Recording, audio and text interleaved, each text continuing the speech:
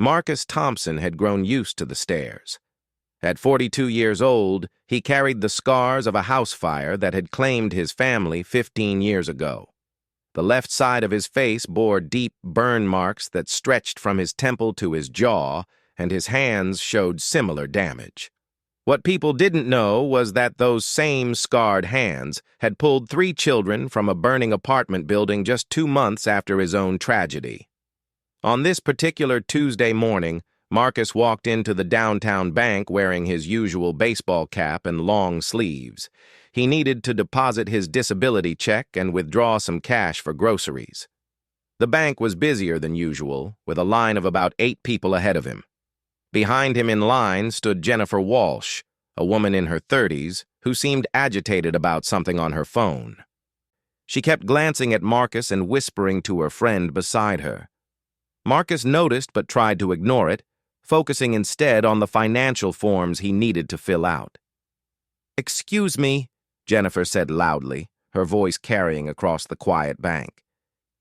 "Could you maybe stand somewhere else? You're making people uncomfortable." Marcus looked up from his paperwork, confused. "I'm sorry. What do you mean?" "Your face," she said, not bothering to lower her voice. "It's really disturbing. There are children here, and frankly, you look like you belong in a horror movie, not a bank." The entire bank fell silent. Every conversation stopped. Customers turned to stare, and even the bank tellers paused their work. Marcus felt the familiar burn of shame creep up his neck, but he kept his voice steady. "I'm just here to do my banking." "Same as everyone else," he said quietly. Jennifer scoffed. "Well, maybe you should do it somewhere else, or at least wear a mask or something. Nobody wants to look at that." An elderly man near the front of the line cleared his throat. "Lady, that's completely inappropriate." "I'm just saying what everyone's thinking," Jennifer shot back. "This is a public place and we shouldn't have to—" "Ma'am, please," interrupted David Chen, the bank manager who had emerged from his office. "We serve all customers here with respect." But Jennifer was just getting started. She pulled out her phone and began recording. "I'm documenting this because this man is clearly making everyone uncomfortable, and nobody wants to say anything. Look at him. He probably shouldn't even be allowed in public places without some kind of warning." Marcus's jaw tightened. In his pocket, his scarred fingers found the small metal object he always carried, a reminder of who he used to be and who he still was underneath the damaged skin. Other customers began speaking up.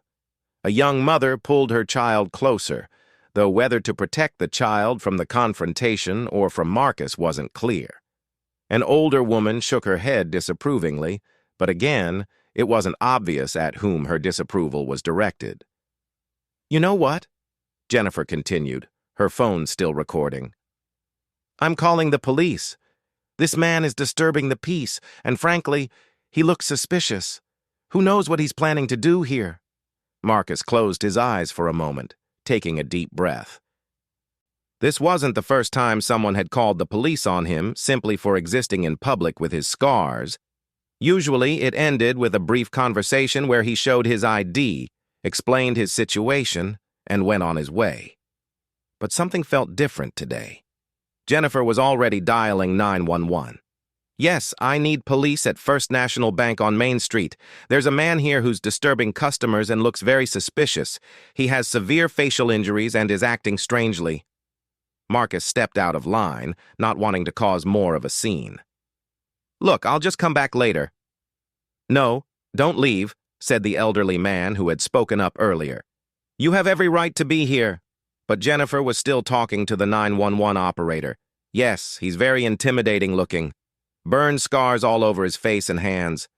He's making everyone extremely uncomfortable, and now he's trying to leave quickly, which seems even more suspicious." David Chen approached Marcus. "Sir, you don't have to leave. We're happy to serve you."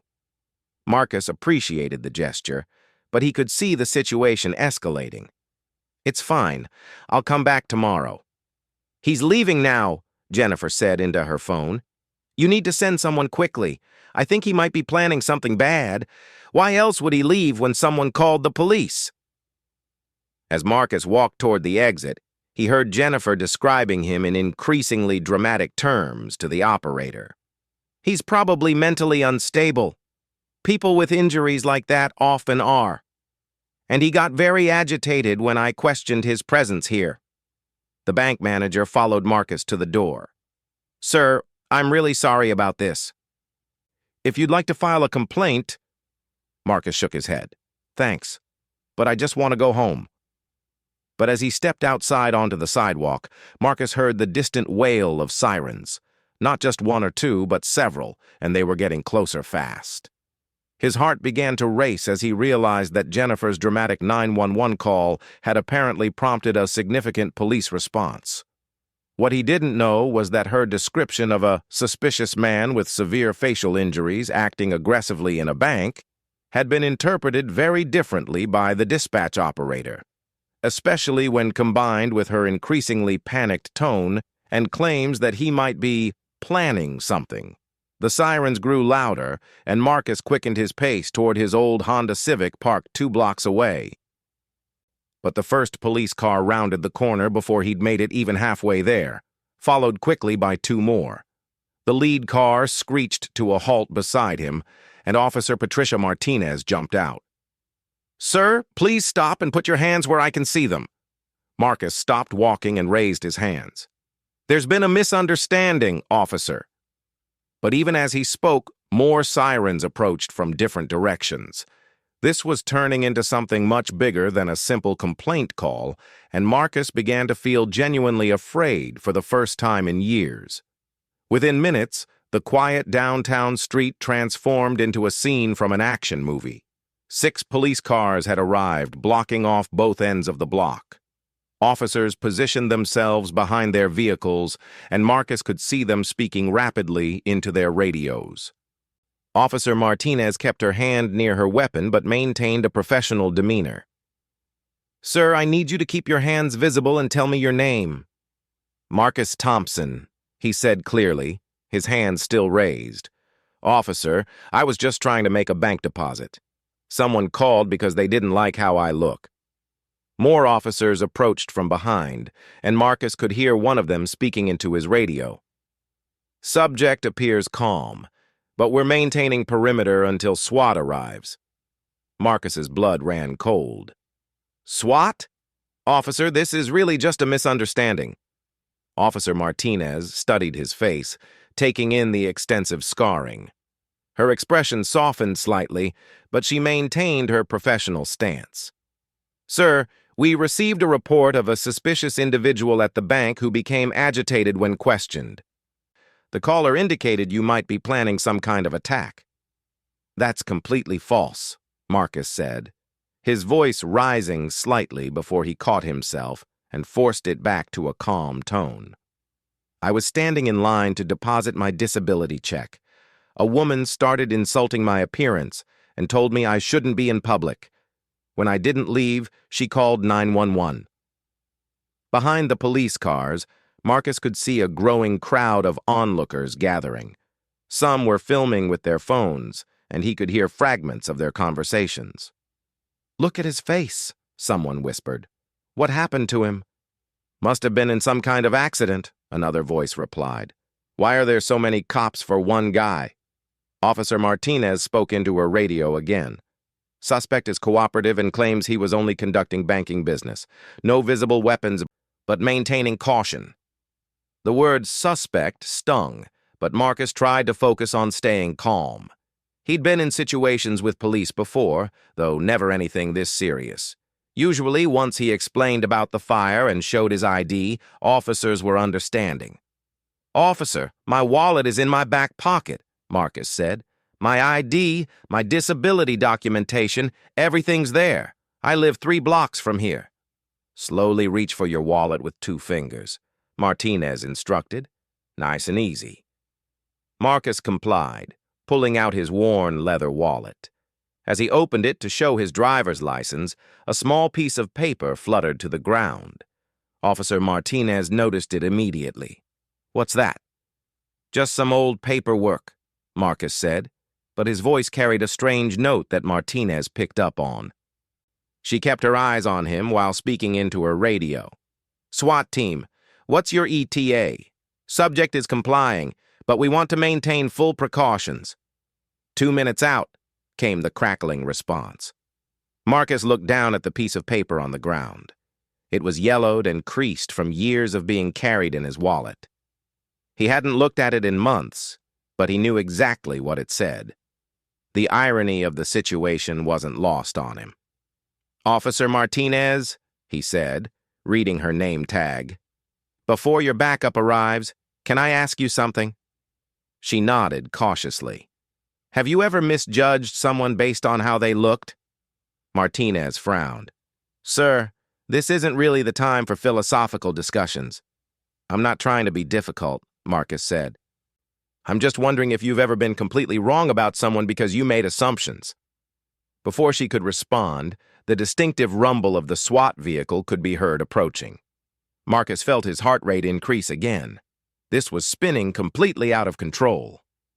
"Sir, when the tactical team arrives, I need you to follow their instructions exactly," Martinez said. "They're going to be very cautious given the nature of the call." "What exactly did that woman tell the dispatcher?" Marcus asked. Martinez consulted her notes. "Suspicious male with severe facial injuries, acting aggressively in a bank, possibly planning an attack, left the scene when police were called." Marcus shook his head in disbelief. "She turned her own embarrassment about insulting me into a terrorist threat." The SWAT truck rounded the corner, followed by 2 more tactical vehicles. Marcus had never seen anything like it in person. Officers in full tactical gear began deploying, setting up positions with rifles and shields. "This is insane," Marcus muttered. "Marcus Thompson," came a voice through a megaphone. "This is Sergeant Brooks with the SWAT team. I need you to get down on your knees with your hands behind your head." Marcus looked at Officer Martinez, who nodded. Slowly, he lowered himself to his knees on the concrete sidewalk. The rough surface dug into his knees, and he could feel dozens of eyes watching his every movement. "Interlace your fingers behind your head," the voice continued. As Marcus complied, he caught sight of the crowd that had gathered. At least 50 people were watching now, many recording with their phones. He thought about how this would look online, a scarred man being arrested by a SWAT team outside a bank.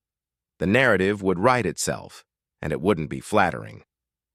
Sergeant Brooks approached with 3 other tactical officers. They moved with precise, practiced movements, treating the situation as if Marcus were a genuine threat. "Mr. Thompson," Sergeant Brooks said, his voice now at normal volume, "we're going to need to search you for weapons. Are you carrying anything that could hurt my officers or yourself?" "No weapons," Marcus said clearly. "Just my wallet, keys, and phone." One officer began a careful pat-down while others maintained their positions. Marcus stared straight ahead, trying to block out the humiliation of being searched like a criminal in front of half the neighborhood. "He's clean," the searching officer reported.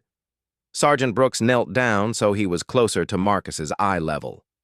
"Mr. Thompson, help me understand what happened at the bank today." Marcus took a deep breath, knowing this was his chance to set the record straight before things got even worse. Marcus looked directly at Sergeant Brooks, his voice steady despite the surreal situation. 15 years ago, I was a police officer. I got these scars pulling a family from a burning house." The words hit the assembled officers like a physical blow. Sergeant Brooks's entire demeanor changed instantly. He looked more closely at Marcus's face, then down at the piece of paper that had fallen from his wallet. "Officer Martinez," Brooks called. "Could you pick up that paper?" Martinez retrieved it and handed it to Brooks. He unfolded the yellowed document and his expression grew serious. "This is a commendation for bravery from the Metro Police Department." "Sergeant Thompson," Marcus said quietly. "I was Sergeant Thompson for 8 years before the fire." Brooks stood up quickly and motioned for his team to lower their weapons. "Stand down, everyone. Stand down right now." The tactical officers began relaxing their positions, and Brooks helped Marcus to his feet. "Sergeant Thompson, I apologize for the confusion." Marcus brushed dust from his knees. "It's Marcus now. I've been retired on disability since the fire." Officer Martinez approached, looking embarrassed. "Sir, Sergeant, I should have recognized you. Your name was familiar, but with the scars, I look different," Marcus finished for her. "I understand." Brooks was studying the commendation more carefully. "This says you saved 4 people from a house fire on Elm Street. You went in 3 times after the family dog." "The dog didn't make it," Marcus said simply, "but the family did." A murmur went through the crowd of onlookers as word spread about what was happening. Someone called out, "He's a hero!" Brooks turned to address his team. "This man is a decorated police officer who was injured in the line of duty saving lives. I want a full report on how this call was handled, and I want to know exactly what the complainant told dispatch." Officer Martinez was already on her radio, calling the bank. "This is Unit 47. I need to speak with David Chen, the bank manager, about the incident 30 minutes ago." Marcus looked around at the massive police response, the SWAT vehicles, the blocked streets, the crowd of onlookers still filming everything. "This is going to be all over social media, isn't it?" "Probably," Brooks admitted. "But maybe that's not such a bad thing." Martinez finished her radio call and approached them. "I spoke with the bank manager. He confirmed everything you said. The woman, Jennifer Walsh, apparently has a history of making dramatic complaints. She's still at the bank, and she's demanding to know why police aren't arresting the suspicious man." Brooks shook his head in disgust. Did she know she was describing a police officer? "Even if she didn't," Marcus said, "it wouldn't excuse her behavior. No one should be treated like that because of how they look." A news van pulled up at the edge of the police perimeter. Brooks noticed it and made a decision. "Sergeant Thompson, would you be willing to speak to the media about what happened here today?" Marcus hesitated. "I've spent 15 years trying to avoid attention." "I understand. But this story needs to be told correctly. Right now, all these people see is a massive police response that turned out to be unnecessary. They don't understand why." Marcus thought about Jennifer Walsh, still at the bank, still convinced she'd been right to call 911 on him. He thought about all the times he'd walked away from confrontations, choosing to be the bigger person rather than fighting back against ignorance and cruelty. "What would I say?" he asked. Brooks gestured toward the crowd. "Tell them what you told me. Tell them about the night you got those scars. Tell them about the choice between your safety and someone else's life." Marcus walked toward the news reporter who was setting up her camera. The crowd quieted as he approached the microphone she offered. "My name is Marcus Thompson," he began, his voice carrying clearly in the afternoon air. 15 years ago, I was a police sergeant. I got these scars saving a family from a house fire. Today, a woman at the bank called 911 because she didn't like looking at my face." He paused, seeing the shocked expressions in the crowd. "She told the dispatcher I was suspicious, that I was probably planning an attack. All because of how I look. The result was this massive police response that tied up resources and frightened people." A voice from the crowd called out, "What do you want people to know?" Marcus thought for a moment. "I want them to know that appearance doesn't determine character, that the person you dismiss or insult might be someone who once risked everything to save others. That courage isn't always pretty, and heroes don't always look like what you expect." The reporter asked, "What was it like to be treated as a threat when you've spent your life serving others?" "Heartbreaking," Marcus answered honestly. "But not surprising. This happens more often than you might think. The difference today was that it escalated to this level." Brooks stepped forward. "I want to add something. This response happened because someone made false assumptions based on appearance and then exaggerated those assumptions to emergency dispatch. We take all threats seriously, but this was never a threat. This was prejudice disguised as public safety." The crowd began to disperse, many people approaching Marcus to shake his hand or thank him. Several officers from the response team also came over to apologize and express their respect. Officer Martinez was the last to approach. "Sergeant Thompson, I want you to know that we're going to file a report about this incident. Not about you, about the false complaint and how it was handled." Marcus nodded. "I appreciate that, Officer Martinez, and thank you for treating me with respect even when you thought I might be dangerous." As the SWAT vehicles began packing up and the street returned to normal, Marcus finally made his way back to his car. His phone was buzzing with text messages. Apparently, someone had already posted video of the incident online, and it was spreading quickly. One message was from David Chen at the bank. "Mr. Thompson, we've banned Jennifer Walsh from our premises. Your business is always welcome here." Another was from his former partner on the police force. "Just saw the news. Still the same Marcus, standing up for what's right even when it's hard." Marcus smiled, perhaps for the first time that day. Sometimes, he reflected, the worst moments led to the most important conversations. Today had started with cruelty and ignorance, but it ended with truth and understanding. As he drove home, Marcus made a mental note to frame his old commendation when he got there. For 15 years, he'd kept it hidden in his wallet, a private reminder of who he used to be. Today had shown him that who he used to be and who he was now weren't so different after all.